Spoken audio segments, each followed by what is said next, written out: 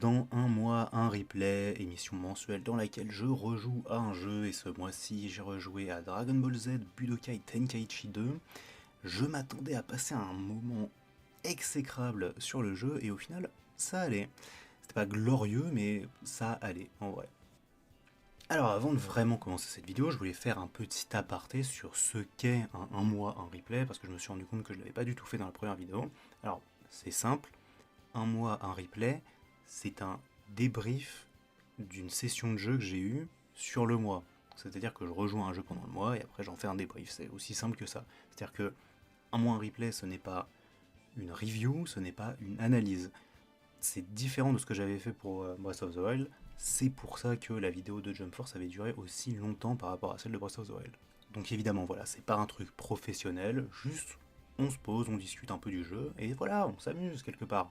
Alors moi, Budokai Tenkaichi 2, j'ai un affect un peu particulier sur le jeu parce que c'est mon premier jeu Dragon Ball sur Wii, mais j'en avais pas beaucoup de souvenirs. On va dire, j'ai plus passé de temps sur Tenkaichi 3 et récemment sur Sparking Zero. Et Tenkaichi 2, je trouve que c'est un peu le plus oubliable des Tenkaichi, parce que le Tenkaichi 1, forcément, c'est le tout premier, c'est celui qui pose les bases. Le 3, c'est le plus populaire. La série des Regen Blast, bah, c'est un peu à part en vrai. Et Sparking Zero, c'est le grand retour du sauveur, alors que bon, en vrai, c'était pas vraiment incroyable, mais voilà. Et du coup, Tenkaichi 2, il est un peu dans cette zone bizarre, où c'était juste un meilleur Tenkaichi 1, mais un moins bon Tenkaichi 3, en vrai. Ce qui fait que du coup, il a pas grand chose pour lui, à part des petits trucs rigolos dans l'histoire, comme par exemple les histoires what if, on en reparlera peut-être un peu plus tard, mais c'était la vraie surprise pour moi de ce jeu. Alors maintenant, pour être tout à fait honnête, j'ai pas vraiment joué à Tenkaichi 2 ce mois-ci, j'ai joué à Tenkaichi 2 DX, donc la Director's Cut. C'est une version faite par les fans qui est généralement un peu meilleure que le jeu de base, mais pour des trucs un peu cons, c'est-à-dire que dans l'histoire, on va avoir des combats qui sont dans un point de vue différent, c'est-à-dire qu'au lieu de jouer les Z-Fighters contre Nappa, on va jouer Nappa contre les Z-Fighters. Ça paraît rien comme ça, mais ça rajoute un peu de peps. Et on va jouer en fait des personnages un peu différents pendant tout le long de l'histoire. On va jouer les méchants, notamment pendant la saga Saiyan aussi, on va jouer Vegeta Ozaru contre Goku Kaioken, au lieu de faire l'inverse. Et c'est plutôt intéressant en vrai au final. La version DX aussi, elle va rajouter quelques personnages qu'on va retrouver dans Tenkaichi 3 au final, notamment les différentes versions de Goku, qui ne sont pas disponibles dans le Tenkaichi 2 de base. Et aussi pendant l'histoire, les personnages ils vont avoir leur vrai costume de la séquence, parce que ça je m'en souvenais, mais dans le Tenkaichi 2 normal, les personnages ils ont jamais les bons costumes et c'est un peu bizarre. Notamment ça va être Piccolo qui va avoir sa cape dans des moments où il l'a pas, et ce genre de trucs. C'est des détails mais c'est intéressant et puis c'est un peu cool. Je vous mettrai le lien dans la description pour la vidéo de Tenkaichi 2 Director's Cut, si ça vous intéresse vous pouvez aller checker, c'est super sympa. Alors vu que je viens d'aborder l'histoire, du coup on va en parler un petit peu. L'histoire, ça commence forcément Saga Saiyan et ça va jusqu'à Saga de Boo, mais réellement ça va aller un peu plus loin parce que ça va faire tous les films et GT aussi. Et c'est assez intéressant parce qu'on a rarement, j'ai l'impression, l'histoire GT, surtout dans les jeux récents, on va dire, notamment Sparking Zero, mais en même temps l'histoire de jeu, faudra en parler un jour. Et aussi des petites surprises un peu sympas, comme par exemple Garlic Junior en fait. C'est vrai que du coup on parle des films, mais aussi il y a Garlic Junior 1 et Garlic Junior 2 avec l'OAV, il me semble, c'est pas un OAV? Non, c'est un Arc Killer. Donc même si c'est encore et toujours l'histoire de DBZ, bah forcément, en rajoutant ces petites histoires par-ci par-là et avec les histoires what if, ça rajoute un peu de trucs à l'histoire et c'est un peu sympa à faire, plutôt que de faire encore une fois à Goku contre Freezer, un machin contre machin. C'est à mes yeux plus intéressant, et notamment du coup les what if, c'est des histoires qui peuvent être sympas par moment en vrai. Il y a une histoire où c'est Zarbon qui va se rebeller contre Freezer. Ça, je trouvais que c'était l'histoire la moins intéressante. Par contre, peut-être la plus intéressante, c'était Raditz qui devient gentil pendant un petit moment. Ça, c'était un peu marrant. Et un peu plus tard, il y a aussi une autre histoire what if que là, j'avais du mal à obtenir parce que le combat était un peu chaud. C'est grossièrement la saga de Boo, mais genre sans Boo, donc c'est-à-dire que le tournoi se passe en entier. Donc on a le combat, le fameux combat Goku contre Vegeta pendant la saga de Boo, mais le vrai en fait, pas le Majin Vegeta contre Goku, le tournoi en fait. Et ça c'est vraiment sympa. Et comme je le disais un peu plus tôt, on va effectivement avoir GT qui se termine avec la saga Omega Shenron, mais entre grosses guillemets, parce que du coup on va pas avoir les autres dragons, forcément il n'y avait même pas Nova Shenron. Et avec toutes ces sagas, on se retrouve avec un mode histoire plutôt sympa, mais qui est vraiment, vraiment retenu par les séquences entre missions. C'est-à-dire quand on va voler d'un point à l'autre de la map, ça j'ai trouvé que c'était vraiment raté, parce que déjà c'est moche, tu le retires du jeu, ça ne change rien, c'est vraiment dommage et le point faible de l'histoire à mes yeux. En ce qui concerne le gameplay pur, c'est-à-dire vraiment le combat, c'est vraiment mauvais, malheureusement, c'est le point faible du jeu à mes yeux, c'est vraiment le gameplay, c'est-à-dire que c'est un Tenkaichi 3 nul, et vraiment dommage, c'est-à-dire qu'en fait je vais avoir moi tous mes réflexes de Tenkaichi 3, donc forcément ça aide pas, mais en plus il y a plein de trucs qui sont forcément enlevés ou différents juste de Tenkaichi 3 et qui ne fonctionnent pas, comme par exemple il faut locker son adversaire dès le début du match, c'est-à-dire que c'est stupide parce que dans Tenkaichi 3 ça se fait automatiquement, mais dans le jeu bah non, du coup, faut le faire manuellement et c'est nul. En plus, aléatoirement, il y a des combos ou certaines attaques qui vont te faire perdre la vue de l'adversaire. Le lock.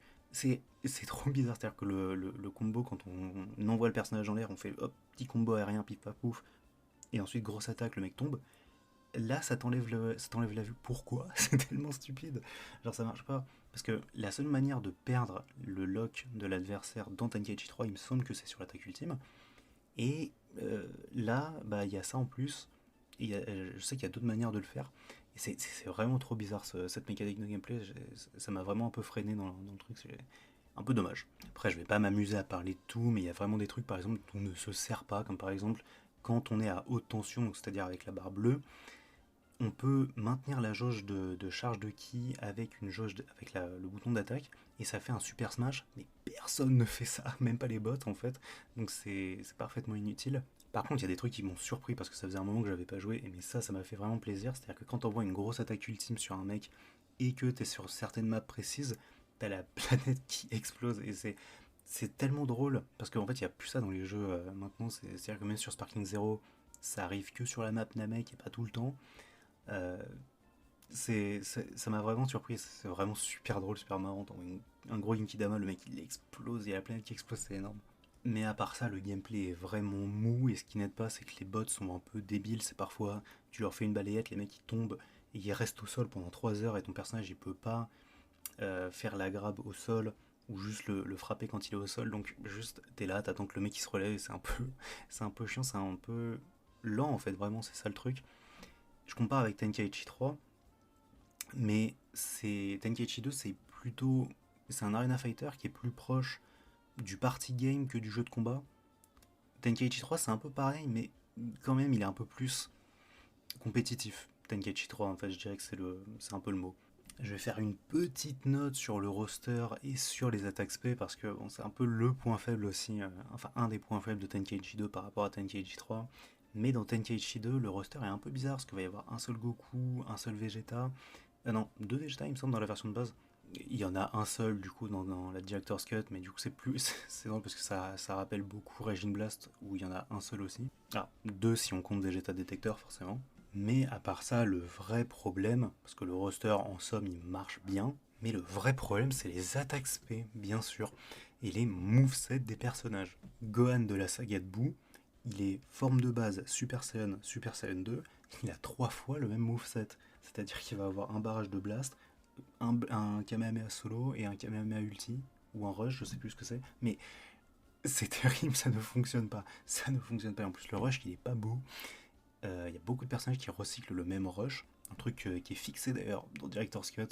Vraiment, je vous conseille la ROM, elle est vraiment bien. Mais c'est vraiment le problème principal. Les movesets sont vraiment pas sympas, vraiment un mid. Pour parler d'autre chose, maintenant, on va parler un petit peu de l'évolution Z que j'ai trouvé un peu marrante comme système, un peu marrant comme système. L'évolution Z, c'est grossièrement buffer ses personnages. Alors c'est vraiment utile que dans le mode histoire techniquement et dans d'autres modes de jeu comme par exemple le mode survie, le mode Ultimate Battle Z. Et donc ça permet de buffer son personnage, mais pendant l'histoire on va récupérer des objets qu'on peut aller fusionner grâce à l'évolution Z, du coup la fusion Z.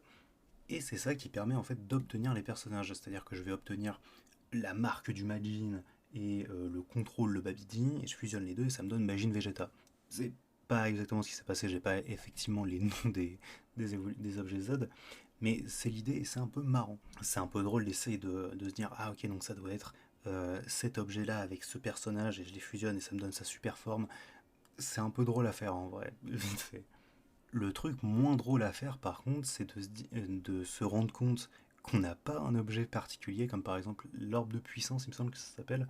Et donc c'est cet objet que tu mets avec le nom de, il me semble que c'est Nappa, Raditz, Vegeta pour obtenir donc l'or. Gorille géant.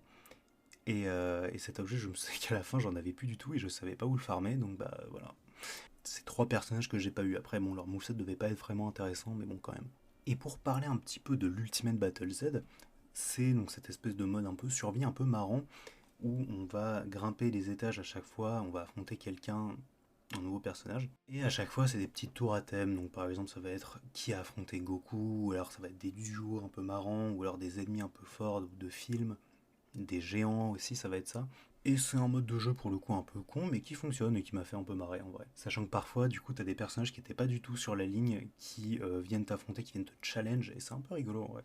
Et évidemment, le dernier mode que j'ai essayé, c'était le mode tournoi. Alors forcément, le mode tournoi qui perd un peu de son attrait quand on n'est pas en multijoueur local. Et aussi, étrangement, j'ai pas réussi à débloquer les difficultés un peu supérieures. Et notamment dans le Cell Game, j'ai trouvé que c'était un peu dommage parce qu'on n'affronte pas Cell dans le Cell Game, alors que dans Tenkaichi 3, il me semble qu'on l'affrontait à la fin. Pareil, il me semble qu'on affrontait Mister Satan à la fin du tournoi normal. C'était un peu dommage de pas le voir du coup. Et pour finir peut-être un peu sur le gameplay, j'aimerais juste parler de comment on obtient les Dragon Ball parce que c'est parfaitement affreux. Donc c'est toujours en fait avec le mode histoire.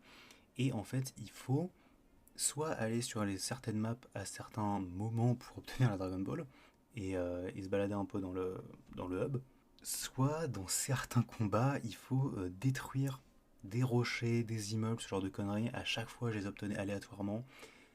C'est stupide, le système pour récupérer Dragon Ball est vraiment stupide et il me semble que c'est le même dans Tenkaichi 3.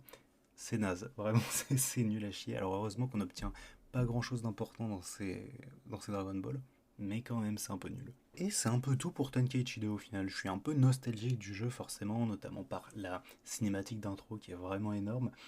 Mais à part ça, le jeu est vraiment mid et bloqué entre deux jeux plus populaires, je trouve. C'est tout pour ce mois-ci. On se retrouve le mois prochain pour jouer à.